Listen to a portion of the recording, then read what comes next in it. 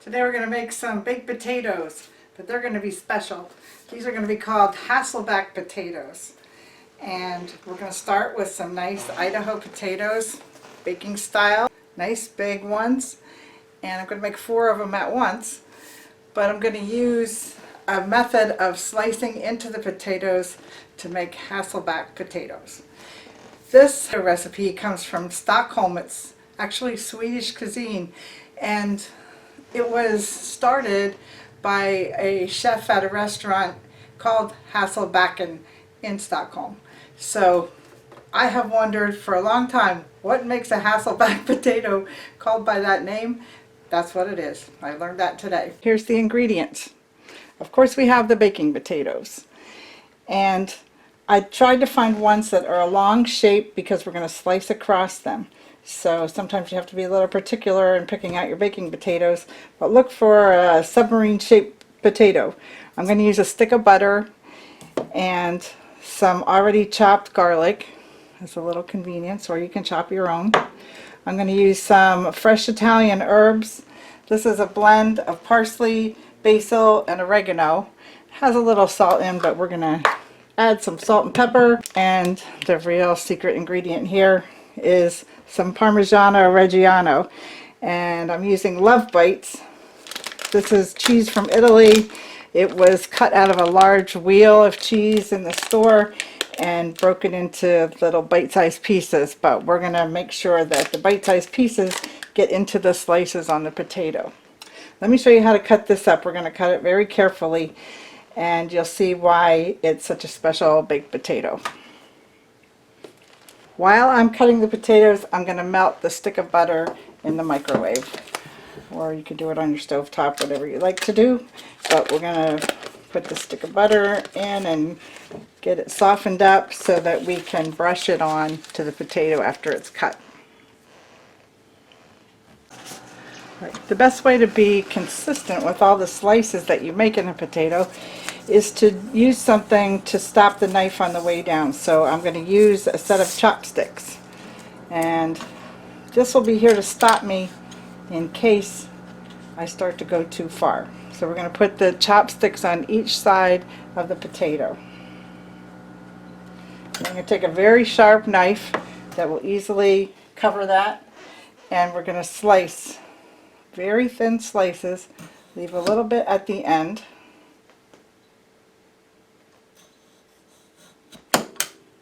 And you'll see that if you slice down to the stick, it will not go through, and that's what you want. You want to leave a little bit attached down here at the bottom, and slice very thin slices all the way down the potato. And if the sticks move, keep them together so you don't go all the way through.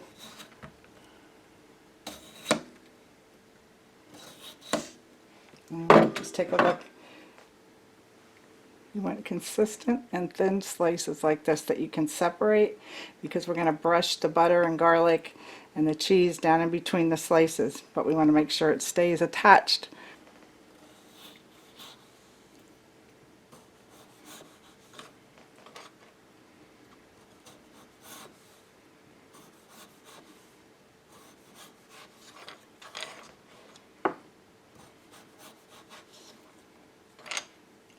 A nice sharp knife is really important here. And don't feel that you need to go all the way to the end of the potato. It's okay to have a little knob at the end, but here's what you'd like to have. Solid in the back and sliced in the front where you can get in between each slice.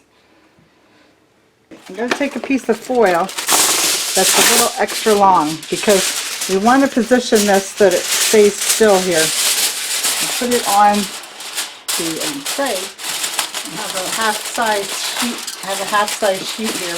I just want to make a little bit of a crinkle there so that when I lay it on the sheet, it will it'll sit still. That way when we bake it and it starts to get softer, we can brush butter in here and we don't have to worry about it rolling away. Alright, so we're just going to slice all the potatoes the same way, all the way through except the bottom piece. All right, there we go, another beauty. Isn't that nice? See how they're very consistent, and that's what you're looking for. And again, the back is solid. All right, let's lay that in and make the next. I think 4 at a time on a, I'm going to use my toaster oven, my Go Wise pressure oven. But you can use a toaster oven, a regular oven, or a little bit under pressure, which I like to do because it keeps the food from drying out when you're baking it a long time like this. Okay, see how quick that goes? You're going to think this is really special, but yet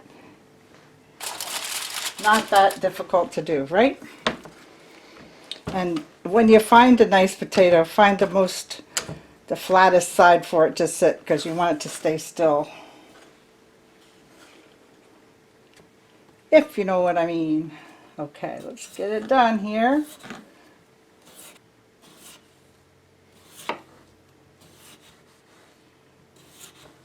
Now if you like the potato to not go through quite as far as a chopstick, another thing that you could use is 2 wooden spoons, and they're a little thicker, and that'll keep a thicker bottom on your potato. But here we go with the next one. We just want to make sure we separate them good. Okay, next one on the pan. Now let me show you how we're going to dress it up.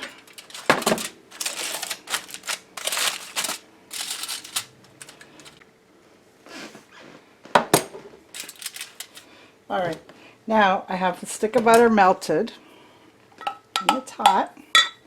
And I'm going to start by brushing it over all the slices.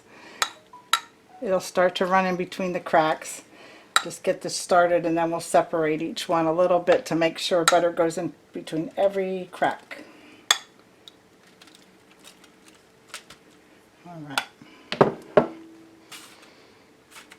Now, if they look like they stuck together, use your brush to get them buttered on each side of the slice.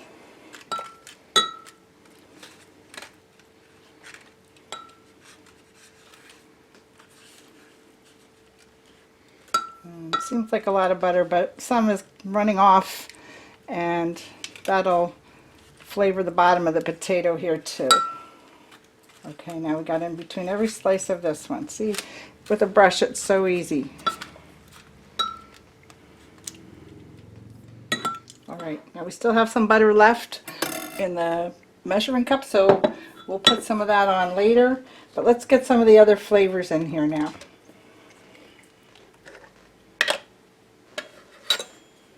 Now I have a partial jar of chopped garlic, and I want to get some of that in between the slices too.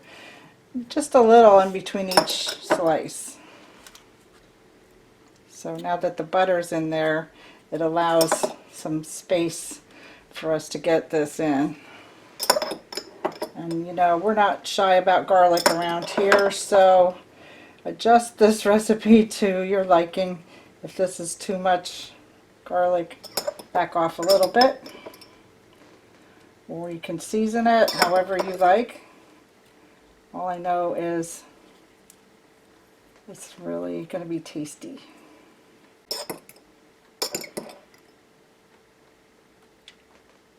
And I don't just want to sit it on top, I want it to go down in between.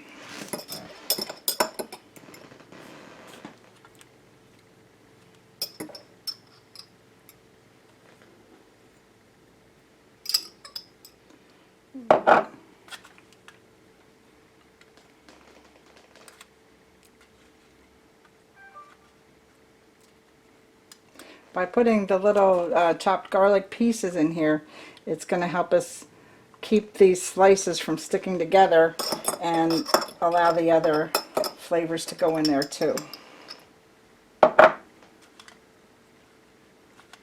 Alright, I'm going to need another jar of garlic here. I'm going to use this one. We'll just do it a little easier for the rest. Poke it down in between the slices.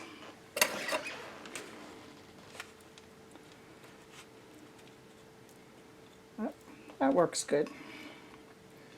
Either kind, or even yourself chopped works just as good too. This is just a little convenience when I'm trying to show you a quick recipe.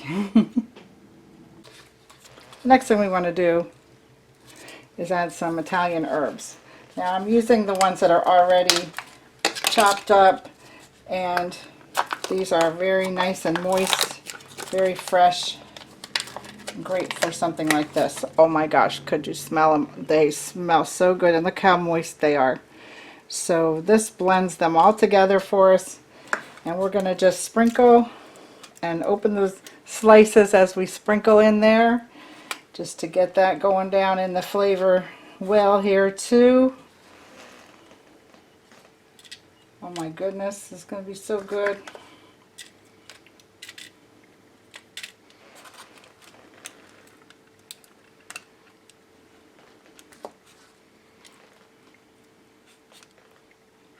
Now you can see they're much quicker to work with here now that they have some things stuffed in the middle of those slices. The garlic and the butter help us out. A little more going here.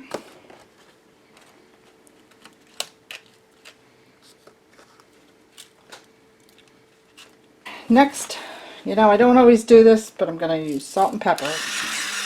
And you can do the same thing here. Let the slices absorb it and let the skin get covered.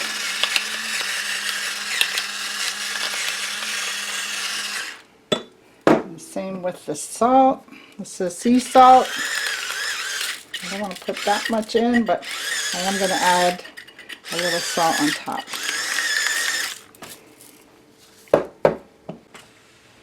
Okay, let's do the last part, the love bites.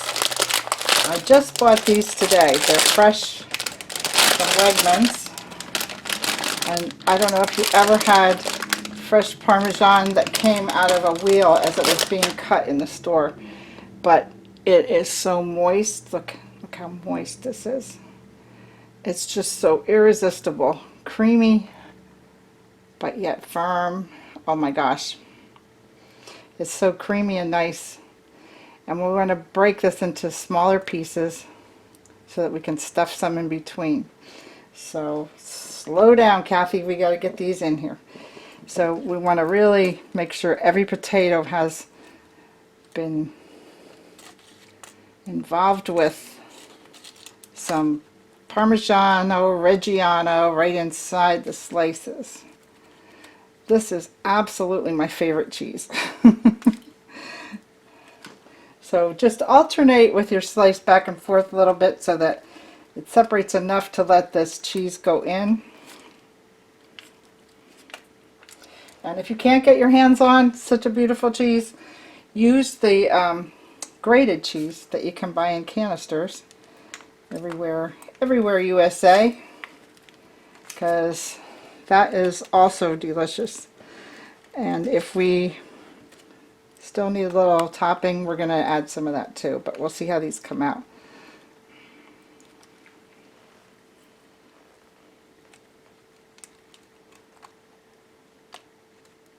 One of the neatest things I've seen when I was in the Wegmans store is how they crack the large wheels of cheese, and I think they weigh like 75 pounds or something like that. And it takes a person with special skills, stands there with a hammer and a big tool to crack the cheese, and it's a sight to see if you ever get a chance. It's really neat to see. And the people at Wegmans are trained, a few of them are trained in the cheese department on how to crack the cheese and show the customers. And when they crack the cheese, they give you a sample. Oh my gosh. And when that happens, this becomes your favorite cheese. That's great. We're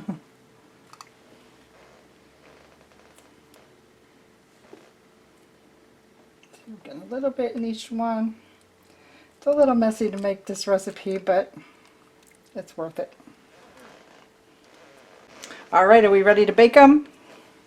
Doesn't that look great? You can put it in your toaster oven, or you can put it in your regular oven. We're going to put it in for 30 minutes at 350 degrees, and then we're going to brush it with some more butter at that point. What you want to do on our cooking times, it may be a little different for a pressure oven, but you just want to poke your fork in the end of the potato and test if it's soft enough to eat. Right, we'll bake it for 30 minutes, then we'll open it up and brush it with a little more butter and bake it till it's finished. 30 minutes have gone by, and this is what we have. Whoa, it smells good. Now you can see the cheese is starting to toast on the top there, and the potatoes are separating. Look how soft they're becoming. I'm just going to poke in the end and see. Okay, it's not quite done yet. So we're going to take the rest of the butter, and we're just going to drizzle this over just a little bit. There's certainly plenty of butter in the bottom of this pan where they're sitting, but we'll drizzle a little bit more into the open slices, and then that uses up the rest of our butter. Beautiful. We're going to put it back in for another half hour. In your own oven, you'll have to judge halfway point here. If you start to see the potatoes getting soft, probably another half hour would be great. If they're not that soft yet, go for another 45 minutes. Something like that. Alright, I'm going to pop it back in again, and I'll show you the end result in about a half hour. Okay, the cooking time is finished here, and we're going to release the rest of the pressure and take a nice close look at these beauties. Now look how nice and golden brown the potatoes got. Wow, the butter sizzling in there. That's really nice. Let's take a test how soft they are. Look at the knife goes right in. Perfectly done. So this was an hour at 350 degrees with a pressure oven. So that will take off about 20 minutes of your regular oven's time. So an hour and 20 minutes in a regular oven would be just about right for a large potato like this. I think the plate I got out is too small. Alright, let's take a potato off of the tray and cut it open. Take a look. I'm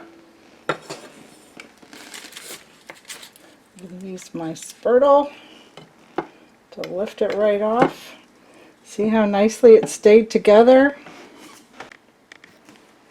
Every slice has cheese and garlic. Nicely done. Buttery sauce in there. Let this cool off a little bit here. Look at that perfect cheesiness with all the spices and herbs. Alright folks, just going to have a taste of this nice potato. It's cooled off a little bit. Boy, it's a lot of flavor going on here. Parmigiano Reggiano really made the difference, and putting flavors in between each slice of this potato.